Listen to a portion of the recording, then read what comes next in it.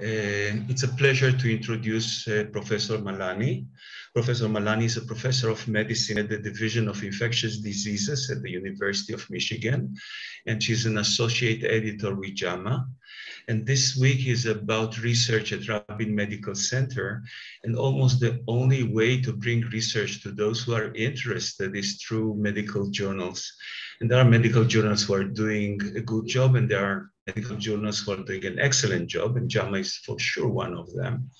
And that's why we asked Professor Malani to talk with us.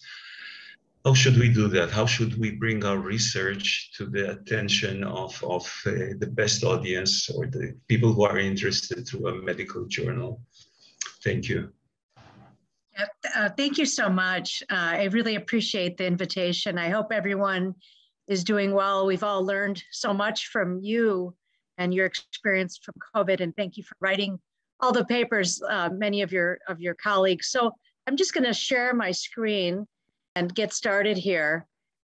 What I thought I would do is just take you on a little tour of some of the things that we think about at JAMA, which apply to other high-impact general medical journals, and then talk a little bit about writing in general, and hopefully leave you with some positive input for your research. Because again, one of the things, and I'll just get started here, is where should I send my work? I think this is one of the most important things. To select the right journal is very important. And different journals publish different work. So be familiar with the type of articles that are being published in a particular journal. Look at that journal, review the table of contents. Are there articles that are similar to your article?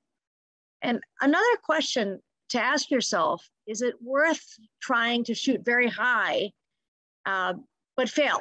And that may take time. And again, during a pandemic, when results are very time sensitive, you may not have that much time to waste. So I think that decision depends.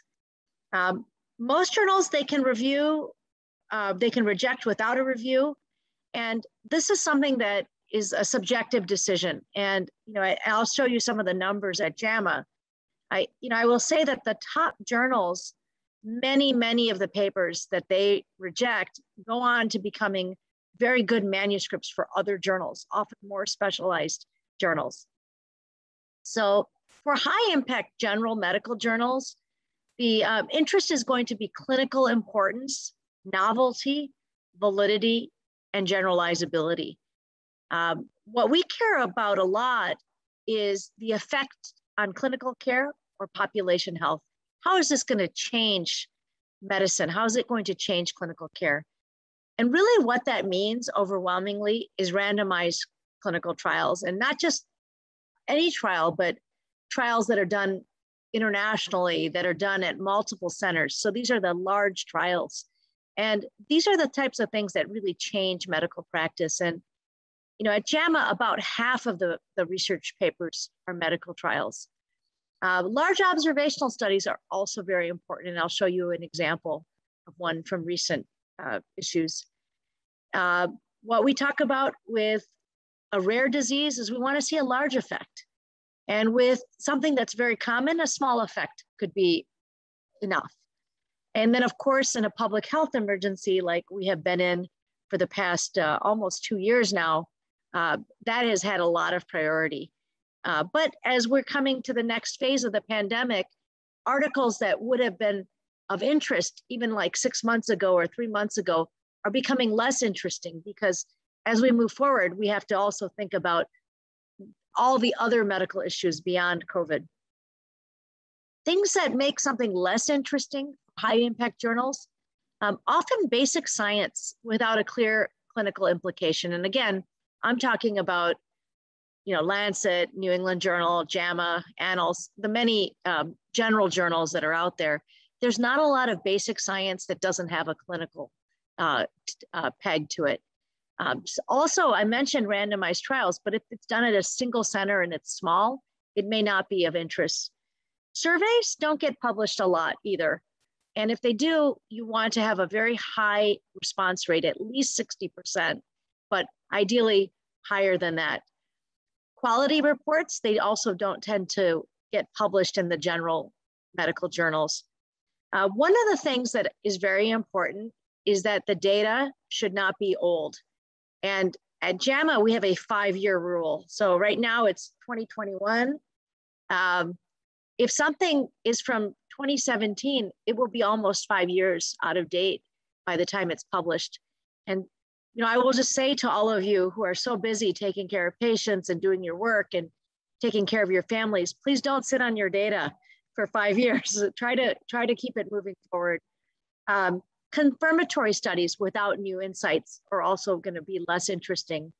And then small slices of information. And as I mentioned, qualitative research. Now, mixed method studies are also not seen that often, but I think when it's done well, where you have a quantitative and a qualitative piece, that can be very effective. Again, editors are your friends, and I think it's okay to reach out. You can send letters, and cover letters should always come with your papers. The cover letters, it's an opportunity to really share your thoughts about the paper. Make sure it's addressed to the right person.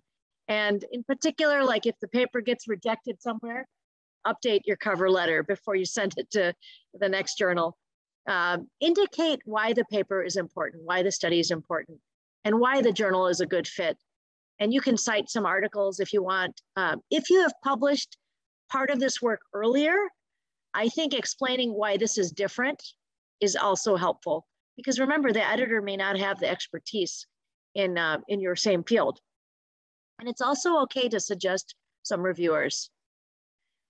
So you submitted your paper and it got rejected without review. Why did that happen? Well, sometimes it's just the wrong journal. Sometimes it's the incorrect format. I mentioned sometimes the data are too old to be relevant. So if it's 4 or 5 years old, it may not really apply anymore. The novelty is often limited. I think this is something that we see fairly often.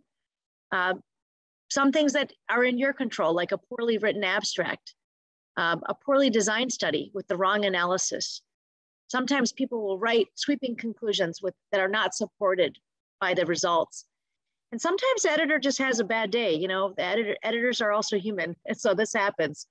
One of the things I like to suggest to people who are trying to improve their writing is to really think about what are the 2 or 3 most important points of your study.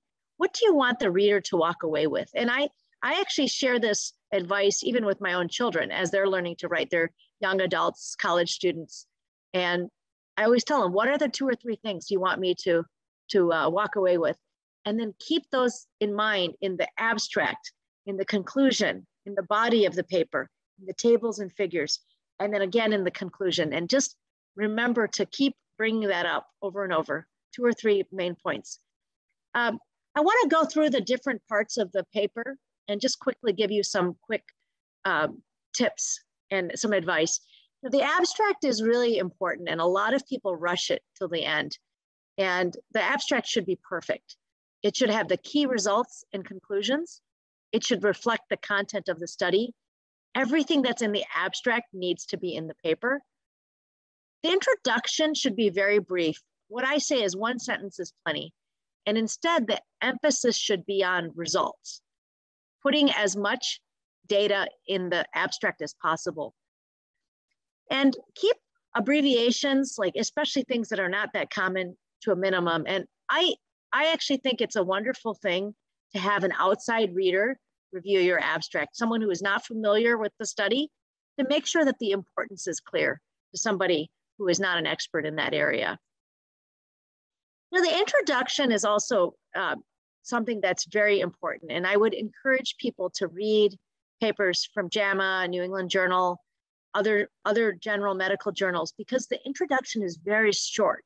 It's usually 2, maybe 3 paragraphs. And these are some tips here of what you might want to include. First paragraph, some background, key references. Second paragraph, tell me about the problem, why it's important, and what are the unresolved issues. And then finally, the rationale for the current study. And so the questions you can ask yourself is, what is the problem? What is the importance of the problem? And then your research question. And a lot of the other information can be in the discussion. The introduction should be very brief. At JAMA, we say 250 words and 15 references, and it doesn't ever go over that. So again, I think looking at some examples of how this is done well. Methods, this is the section in which you describe how the study was performed.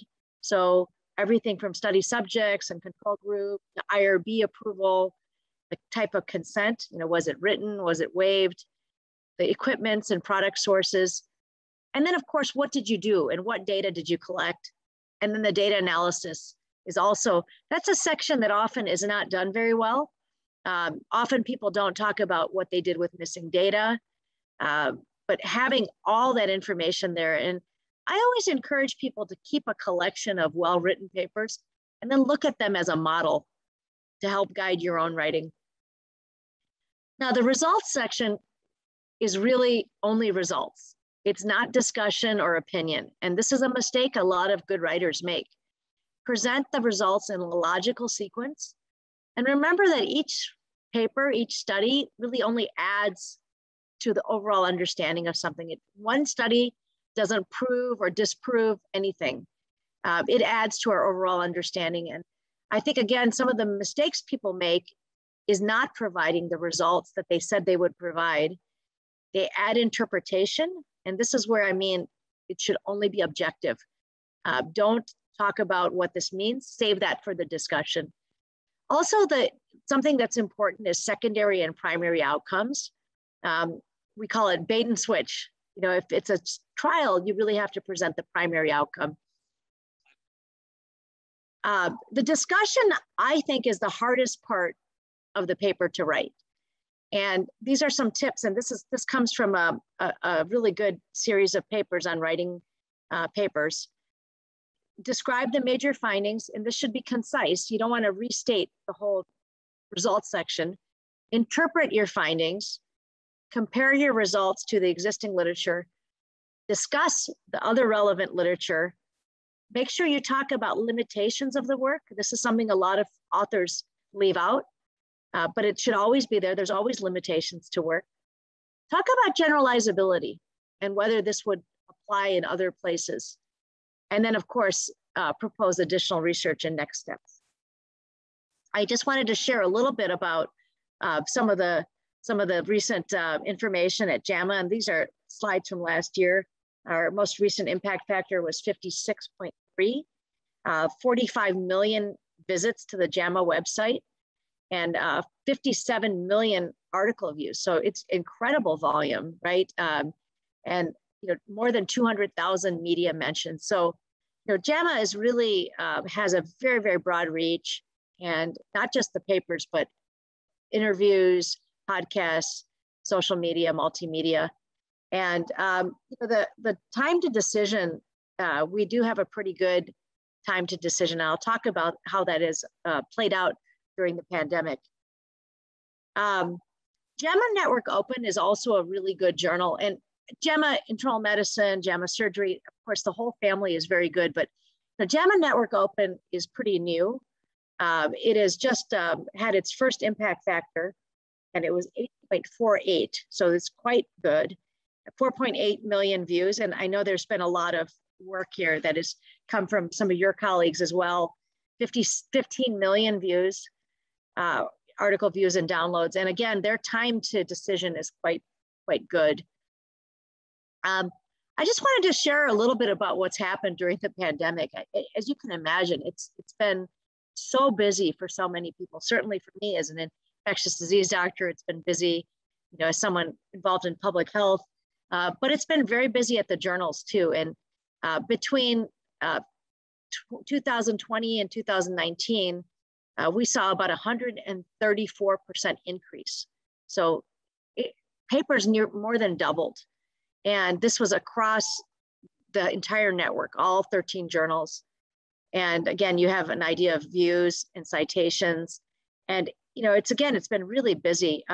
Initially, back early in the pandemic, in early 2020, all the COVID articles were being handled by full-time editors. And And those editors would get input from me, from critical care, from cardiology, and like we would just try to get through this stuff quickly. And then, of course, as it became clear that we were moving to clinical trials, those reports really needed to be reviewed carefully. You know, they were no longer descriptive papers on, you know, epidemiology reports. If you look at the early work in all these journals, none of that would be published today. But at that time, that was what we knew. And anything that was likely to influence clinical practice, it got very, very scrutinized. But we did it quickly because this was so time sensitive. And this is just a graphic of what has happened. And this is 2019 and 2020. And the 2021 numbers have remained high. They've come down a little bit, but they have remained very high. And you could see there's just back in, you know, in April and March of 2020, the numbers of papers coming in was just astronomical. I mean, we had a hard time keeping up. And again, you see this curve. It almost looks like the COVID curve, actually, as you know, the numbers were high and then they came down and then they went back up. So again, lots and lots of papers. And I think that makes it harder to get other things published. Just some numbers from infectious disease manuscripts. And again, that's my specialty. And this is sort of typical. In 2020, it was 3,741. There were 92 accepted. So acceptance rate was about 5.8, and that includes some opinion pieces. But for research, it was about 2 to 3%. And again, in early 2021, the numbers have remained pretty flat. One thing I wanted to just mention was some changes in policy around preprints. This is a whole separate discussion that we could have another time, but I think there's been a lot of shifting here, and the pandemic has forced people to really think about preprints. In 2018, JAMA actively discouraged people to use preprints. And then in 2019, it was sort of case by case. And by 2020, it was understood that a lot of papers were in preprint forms. Now, I think there's some issues with preprints. And again, like, I don't want to dig into all of that. I will encourage you to look at some recent viewpoints that were published that talk about some of the potential downsides of preprints. Clearly, they're here to stay, and they are impacting some clinical work. And so if you are placing a preprint, do it in a good server and then let the editors know, is what I would say. These are just some recent papers from JAMA, just to give you an idea of the type of research that we do publish. And this first one, the effect of amoxicillin dose and treatment duration on the need for antibiotic retreatment in children with community-acquired pneumonia. And this is a randomized clinical trial. It was multi-center. And it looked at kiddies with pneumonia, and it looked at longer versus shorter therapy and regular dose versus higher dose amoxicillin. And basically, they didn't find a lot of difference.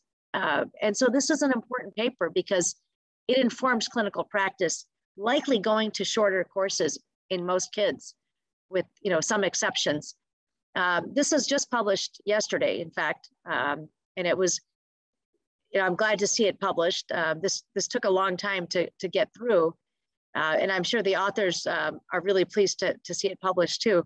And this is the kind of paper that you might see in JAMA or New England Journal or other journals.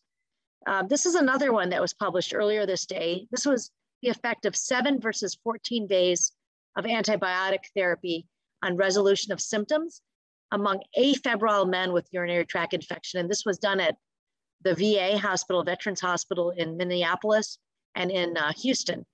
And again, 7 days was non-inferior to 14 days. And so it's one more piece that affects practice and allows us to think about shorter durations of therapy in otherwise uncomplicated urinary tract infection. And again, I think these papers are pretty representative of the kind of big studies that we like to see, clinical trials that affect clinical care. Here's another one, and this one actually is probably familiar to some of you, and this was presented a few years ago at the ECMID meeting. as a late breaker. And this was, 7-day therapy, 14 days, and then also a C-reactive guided therapy. And this was with gram-negative bacteremia. And I think it was a really interesting study. It's actually something that's, we talk about generalizability. We don't use C-reactive protein in the United States. But I understand in a lot of the world, that's something that is, it's used very, with a lot of success in clinical settings. So I thought this was an excellent study done by Angela Huntner and many people that some of you will know. And then this is an example of the kind of cohort study, observational study that you might see. I mentioned that of the 200 or so research papers, about half are clinical trials. The other half are these big epi papers. And this is one, it's antimicrobial use in a cohort of US nursing homes. And this is 2017 data. This was a point prevalence study, and it looked at antibiotics really across the country. I think it was 10 states in the United States. So it was a lot of work. It took many years to get it done. The pandemic actually put the authors behind because many of them were busy, the CDC authors.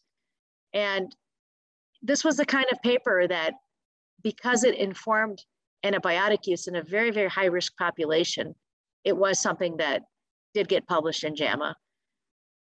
So, with that, I'm gonna wrap up and just tell you that whatever it is that you are writing, I'm gonna stop sharing my screen. Whatever it is that you're writing is great. And I think working to get it in the right journal, and certainly if you have clinical trials or really large practice changing papers, or in the setting of the pandemic, something that is really cutting edge. And of course, Israel has been so important in this discussion because particularly the vaccination efforts early on. And again, we're learning from each other.